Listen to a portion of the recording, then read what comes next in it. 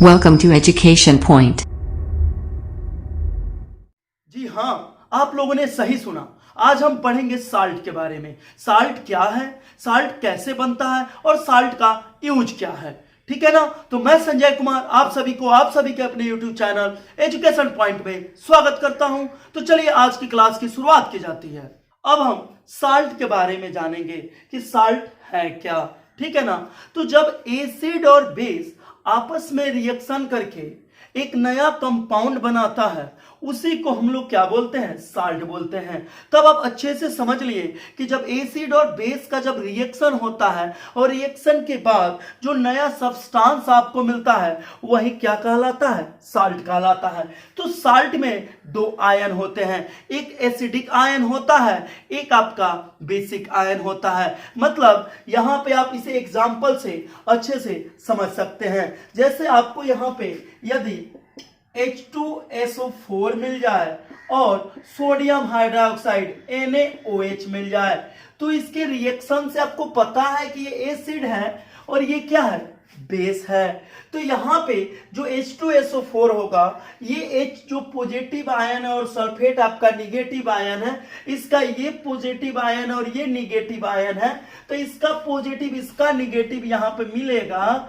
तो Na क्या बनाएगा, यहां पे आपको बनाएगा NaHSO4 अब प्लस साथ ही वाटर क्या कर देगा, रिलीज कर देगा। तो यहां पे आप ये देख रहे हैं कि जो ये आपका साल्ट मिला है ये भी कितने आयन से मिलकर बना है, दो। एक यहाँ पे पॉजिटिव आयंस है और एक आपका ये हो गया जो निगेटिव आयंस है। तो पॉजिटिव आयंस आपका कहां से मिला, बेस के। बेस ने अपना OH आयन को त्यागा और अपना सोडियम जो पॉजिटिव आयन था उसको एक तरफ कर दिया। फिर यहाँ पे जो एसिड था उसका हाइड्रोजन क्या करता है, अपना रिप्लेस कर देता है और निगेटिव आयन इसके साथ जाकर मिल जाता है।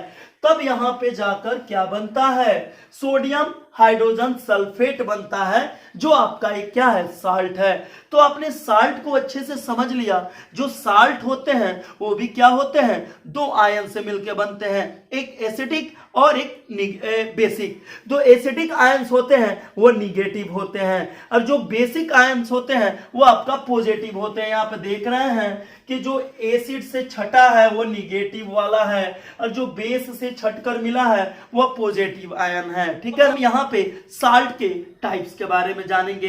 एक नॉर्मल साल्ट होता है, एक होता है एसिडिक साल्ट, एक होता है बेसिक साल्ट। तो नॉर्मल साल्ट क्या है, उसमें जो ये एसिडिक जो आयंस मिलते हैं और आपका बेसिक जो आयन मिलता है दोनों की संख्या क्या होती है, समान होती है। इसलिए जो नॉर्मल साल्ट मिलता है वह न्यूट्रल होता है, उदासीन होता है। ठीक है ना। लेकिन जब एसिडिक साल्ट कब मिलता है, जब स्ट्रॉन्ग एसिड को वीक बेस के साथ, आप ध्यान से सुनिएगा इस डेफिनेशन को, जब स्ट्रॉन्ग एसिड को वीक बेस के साथ रिएक्शन कराया जाता है तो अब आपको जो साल्ट मिलता है उसका नेचर जो होता है वो एसिडिक होता है। क्या होता है, एसिडिक। लेकिन उसी का ऑपोजिट जब स्ट्रॉन्ग बेस को वीक एसिड के साथ रिएक्शन कराया जाता है तब जाके जो आपका साल्ट मिलता है वो मिलता है बेसिक नेचर का। अब यहां पे अच्छे से आप समझ लिए, क्या समझे कि जब एसिडिक साल्ट का नेचर कब मिलेगा, जब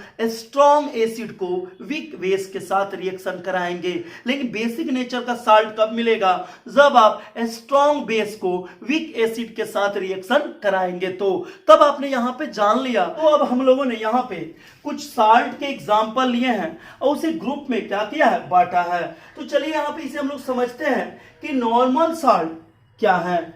तो यहां पे आप देख रहे हैं कि कैल्शियम सल्फेट है, फिर सोडियम फास्फेट है, फिर पोटेशियम फास्फेट है। तो यहां पे आपको एक चीज दिख रहा है कि यहां पे ना ही हाइड्रोजन आयन है और ना ही OH आयन है। ठीक है ना। तो हाइड्रोजन आयन और OH आयन क्या बताता है, यदि किसी कंपाउंड में हाइड्रोजन आयन होता है तो उसे वाटर में अगर डिसॉल्व किया जाए तो वहां से हो सकता है वो हाइड्रोजन अपना रिप्लेस करेगा। जब हाइड्रोजन रिप्लेस करेगा तभी ना एसिडिक नेचर शो करेगा और जब OH आयन रिप्लेस करेगा तभी ना बेसिक नेचर शो करेगा। तो इसलिए यहां पे जो ये कैल्शियम सल्फेट मिला है ना ही इसमें हाइड्रोजन आयन है और ना ही इसमें क्या आयन है, बेसिक आयन है, इसलिए इसको बोला जाता है नॉर्मल साल्ट।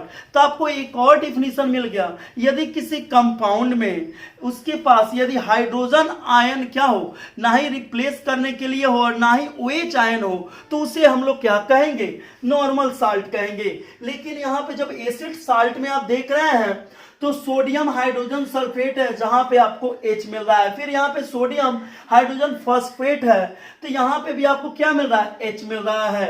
तो यहाँ H मिल रहा है, इसका मतलब H आयन ये रिप्लेस कर सकता है वाटर में जब डिजॉल्व होगा। तो जब H आयन ये रिप्लेस करेगा तो यहाँ पे क्या शो करेगा, एसिडिक नेचर शो करेगा, इसलिए इसे हम लोग क्या बोलते हैं, एसिड साल्ट बोलते हैं।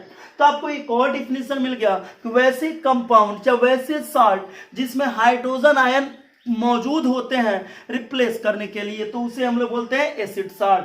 फिर आपने बेसिक साल्ट पे देख रहे हैं तो लीड क्या है, हाइड्रा ऑक्साइड क्लोराइड है, तो यहाँ पे OH है, ये भी क्या है, रिप्लेस करेगा वाटर में, तो इसके पास OH आयन है, इसलिए इसको बोला जाता है बेसिक साल्ट बोला जाता है। तो आपने यहाँ पे दो तरह से समझा एसिड और बेस साल्ट के। जब स्ट्रॉन्ग एसिड वीक बेस के साथ रिएक्शन करेगा तो आपको क्या मिलेगा, एसिडिक साल्ट। लेकिन जब स्ट्रॉन्ग बेस वीक एसिड के साथ रिएक्शन करेगा तब आपको वहां पे मिलेगा बेसिक साल्ट। तो चलिए इसे अब हम लोग रिएक्शन के माध्यम से समझते हैं। अभी हम लोग देख रहे हैं कि सोडियम हाइड्रोक्साइड NaOH को जब हाइड्रोक्लोरिक एसिड HCl से रिएक्शन कराते हैं तो यहाँ का पॉजिटिव और ये निगेटिव, फिर ये पॉजिटिव ये निगेटिव, इसका पॉजिटिव निगेटिव H2O वाटर बना दिया और यहाँ पे इसका सोडियम और क्लोरीन मिलके NaCl बना दिया। तो यहाँ पे ना ही कोई हाइड्रोजन आयन है और ना ही कोई हाइड्रोक्साइड आयन है, तो इसलिए जो ये साल्ट बन रहा है आपका वो कौन सा होगा, नॉर्मल साल्ट। फिर यहाँ पे हम लोग देख रहे हैं कि यहाँ पे H2SO4 है, यहाँ पे हाइड्रोजन संख्या 2 है और यहाँ पे NaOH है, H है, तो इसका अगर हम लोग तोड़ते हैं तो ये पॉजिटिव होगा ना जी, और ये पूरा निगेटिव, फिर ये पॉजिटिव निगेटिव, तो हमको वाटर मिलता है। एसिड और बेस का रिएक्शन कराया जाता है तो आपको वाटर मिलता है और साथ ही साथ तो वाटर तो मिलेगा। तो यहाँ पे वाटर के लिए H2O चाहिए, तो इसका क्या मिलेगा आपको, H, इसका 2H है तो एक H और यहाँ पे OH मिलके H2O बना लिया ना। अब देखिए यहाँ पे क्या हुआ कि इसका जो एगो H था वो SO4 के साथ यहाँ पे जुड़ा ही रह गया, ठीक है। तो यहाँ पे ये सोडियम मिल गया। तो आपको एक चीज यहाँ पे पता है कि जो हाइड्रोजन है ये रिप्लेस कर सकता है जब वाटर में डिजॉल्व होगा, तो इसलिए इसे हम लोग बोलते हैं कि ये जो साल्ट आपको मिला है ये कौन सा साल्ट है, एसिडिक नेचर का मिला है, ठीक है ना, क्योंकि यहाँ पे हाइड्रोजन की संख्या क्या है, ज्यादा है, ठीक है। यहाँ पे आप देख रहे हैं कि OH की संख्या 2 है, तो वाटर मिला था H, तो एक इसका ले लेगा प्लस माइनस का, और ये OH 2 माइनस में है तो एक वाला ले लेगा, एक रहने देगा, वही एक यहाँ पे बच जाता है जो क्या करेगा, रिप्लेसेबल है। तो इसलिए हम बोलते हैं कि जब यहाँ पे देखिए डबल OH आयन है तो स्ट्रॉन्ग बेस है।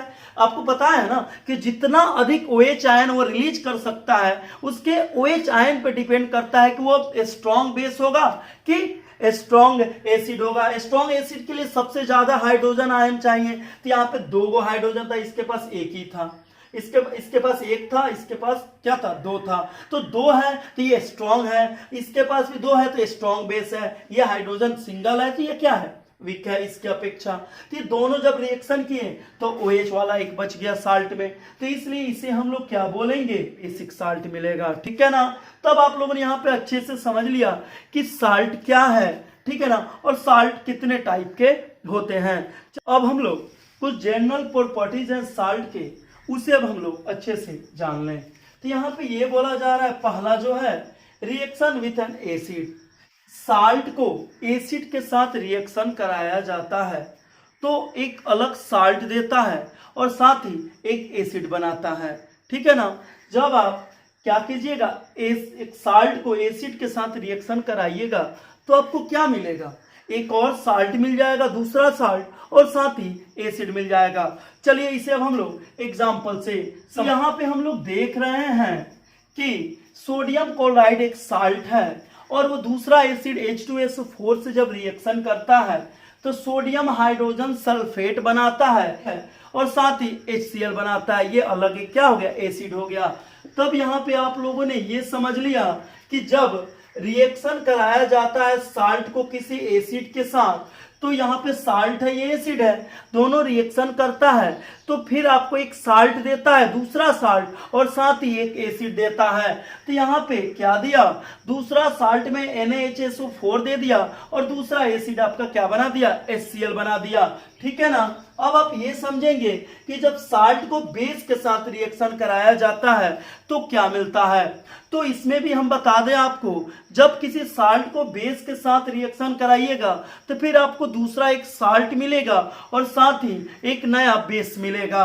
तो चलिए इसे भी हम लोग एग्जाम्पल से समझते हैं। यहाँ पे हम लोग देख रहे हैं कि ये जो है अमोनियम सल्फेट एक आपका क्या है, साल्ट है, और फिर यहाँ पे NaOH बेस है। ये दोनों रिएक्शन कराया जाता है तो यहाँ पे एक नया साल्ट आपको मिल जाता है और साथ ही यहाँ पे क्या मिल जाता है, बेस मिल जाता है। तो चलिए अब हम लोग ये जानेंगे कि रिएक्शन विथ ए मेटल, जब बेस को मेटल के साथ रिएक्शन कराया जाता है तब आपको क्या मिलता है।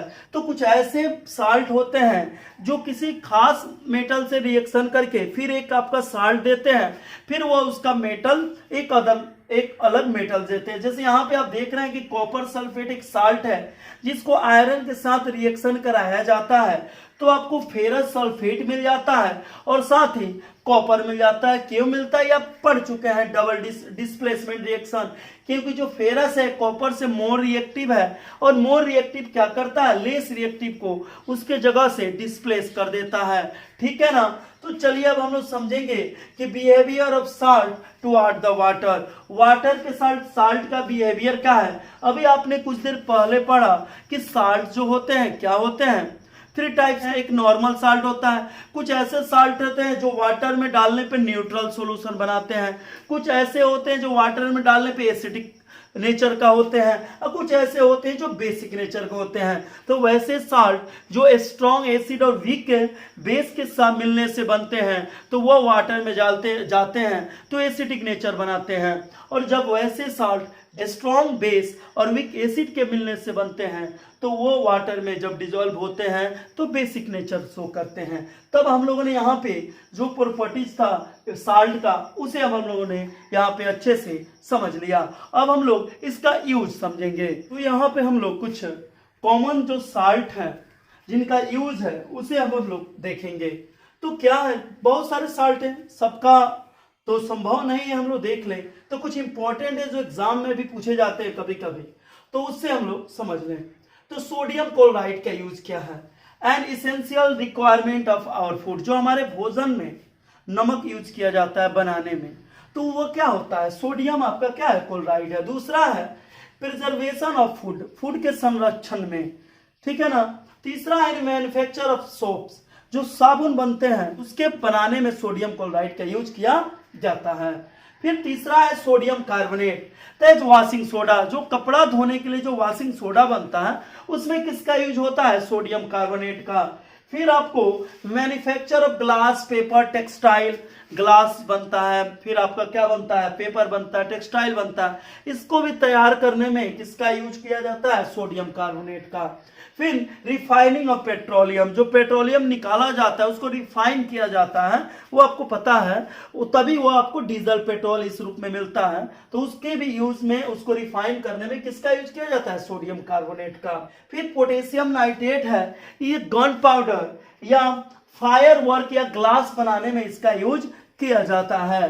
फिर यहाँ पे आप देखेंगे इसका फर्टिलाइजर में भी, जो पोटेशियम नाइट्रेट है, जो खाद होता है जो यूज किया जाता है एग्रीकल्चर में, उसको प्रिपेयर करने में, उसको तैयार करने में आपको क्या किया जाता है, पोटेशियम नाइट्रेट का यूज किया जाता है। क्लास में इतना ही। यदि आपको आज का क्लास अच्छा लगा हो तो इसे लाइक करें, इस वीडियो को शेयर करें और इस चैनल को सब्सक्राइब करें। धन्यवाद।